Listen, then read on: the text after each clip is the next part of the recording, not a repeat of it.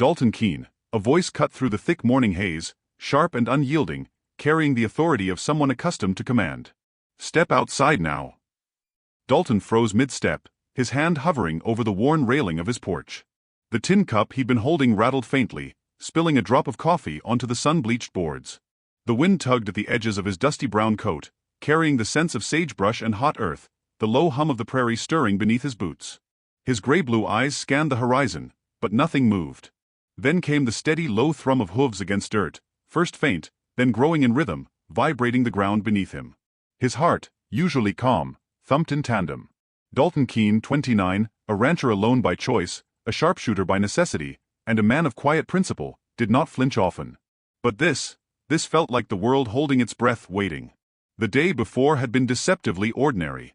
Dalton had been tending his herd near the creek, the sun high and warm on his tanned skin, when a woman appeared through the dust. She moved with the effortless power of someone trained in motion, yet there was an immediate vulnerability in her struggle. A wagon wheel had broken, and she wrestled with the stubborn axle like a dance with a resistant partner. "You'll snap your axle if you don't wedge it here," Dalton had said, voice calm, hands resting lightly on the wood for support. He didn't step closer immediately. He waited, watching her eyes, sharp and dark, measuring him. "I can manage," she replied, tone steady, though her hands wavered for the briefest second. Dalton had finally moved closer, his fingers brushing against hers to steady the wheel. "Trust me, just this once," he said softly. The way the sunlight caught her braided hair, the streaks of beads threading through black strands, made him momentarily forget the world beyond this small creek. Ka, daughter of Chief Nalnish, had let him help. The moment the wheel clicked into place, she gave him a fleeting smile, barely there, yet luminous in its subtlety. Then, without a word, she had vanished into the brush, leaving Dalton standing alone, the world suddenly quieter, emptier. Now, that quiet morning was gone. A circle of war-painted riders had formed around his cabin, eyes sharp, faces unreadable, their presence an unspoken warning. Dalton's pulse stayed steady, even as tension knotted in his chest. "Ka," he whispered, almost pleadingly, the name tasting foreign yet intimate on his tongue. The lead rider, broad and powerful, rested a spear against his shoulder, his chest painted with white tribal symbols. Taza, the senior warrior, scrutinized Dalton, eyes cold, measuring, unyielding. Dalton's fingers brushed the worn leather of his rifle, a calming ritual. "I helped her. That's all." "No harm meant," Dalton said, voice calm but carrying weight. Then a laugh, soft and human, broke the tense silence. From among the riders, Ka emerged. Her long braids swayed as she approached, the red stripes of her face paint lending her an intensity that both cautioned and mesmerized. "You've done well, and yet you still frighten them," she said, voice low, warm, and confident. Dalton's heart thumped again, not from fear, but the pull of relief, recognition, and something deeper he didn't yet name. "I'm not here to fight," he said. Ka stepped closer, and for a heartbeat, the dust and sun and tension fell away. Her presence brushed against him, a warmth in the harsh light of the west. "I know. That is why you've earned their respect, and mine."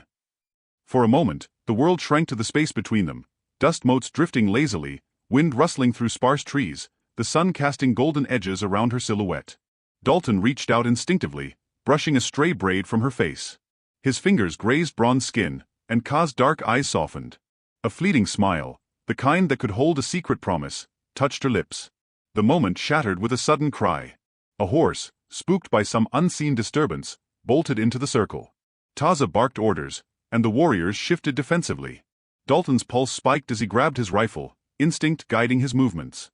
He caught the panicked animal just in time, guiding it back toward calm. Ka's hand found his arm, a grounding touch, her fingers pressing briefly in reassurance. Night came slowly, drawing shadows across the cabin walls.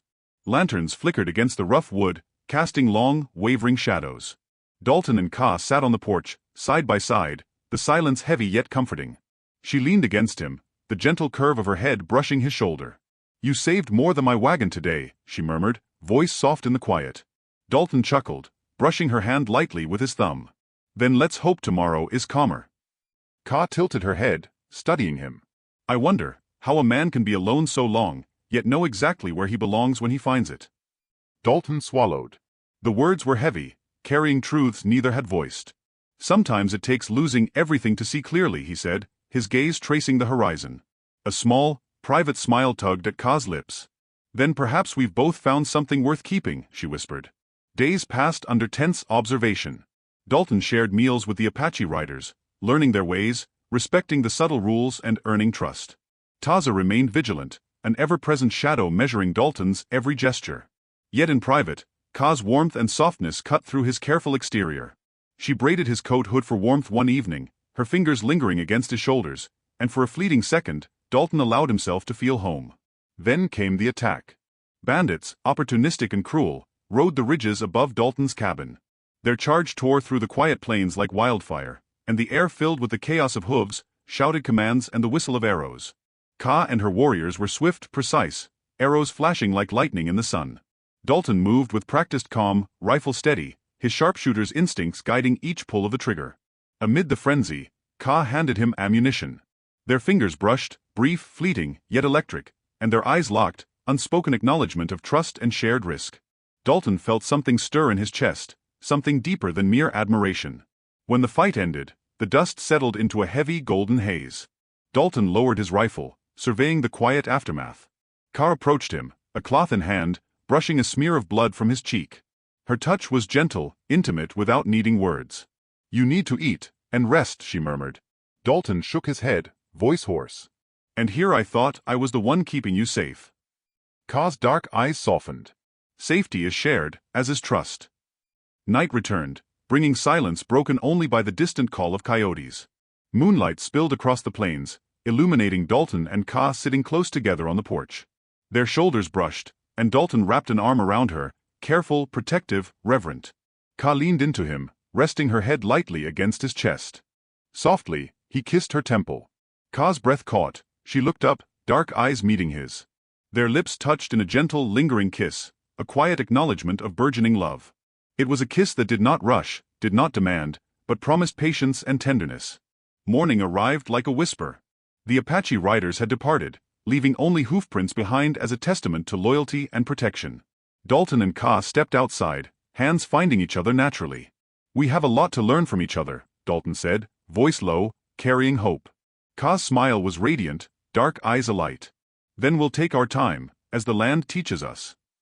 Together, they walked through the dawnlit fields, the earth dry but alive beneath their boots. Each step carried intention, each glance carried warmth. The west stretched before them, harsh, unforgiving, yet brimming with possibility. Dalton paused, brushing dust from his coat, then turned to Ka. "Whatever comes, we face it together." "Agreed." Ka's grip tightened, eyes sparkling with quiet conviction. "Agreed. Together."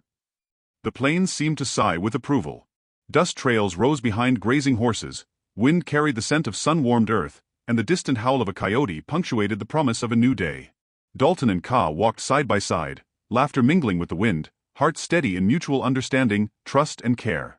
By mid-morning, they reached the creek where their paths had first crossed. Dalton knelt, cupping water in his hands. Ka mirrored him, their fingers brushing over the cool surface. The touch was electric and grounding at once, a silent vow, unspoken yet binding. "Time has a way of testing everything," Dalton said softly, watching her reflection ripple in the water. Ka's hand found his, thumb brushing along his knuckles. "And yet, here we are. Stronger for it, perhaps even wiser." He looked at her, a slow smile spreading across his sun-browned face. "Then let's make sure we never forget what brought us together. And what we've chosen to protect." She nodded, dark eyes gleaming. "Always." The world beyond the creek stretched wide and untamed, but for the first time, Dalton and Ka didn't feel the weight of solitude. Two hearts, tempered by trial and hardened by danger, had found warmth in each other. And as they rose, hands intertwined, the plains around them seemed to hum with the promise of life, of home, and of love quietly, steadfastly earned. The sun climbed higher, gilding the earth in golden light. Dust rose behind the grazing horses, the wind whispered through the sparse trees, and their laughter, soft and unrestrained, carried across the open west. A sound at once wild and tender, echoing hope, resilience, and the enduring promise of connection. And in that wide open land, Dalton Keene and Ka, warrior, daughter, protector, found not just survival, but belonging, loyalty, and love. Together, they faced the horizon, ready for whatever came, hearts in quiet unison, walking toward a future earned through trust, courage, and gentle, patient devotion.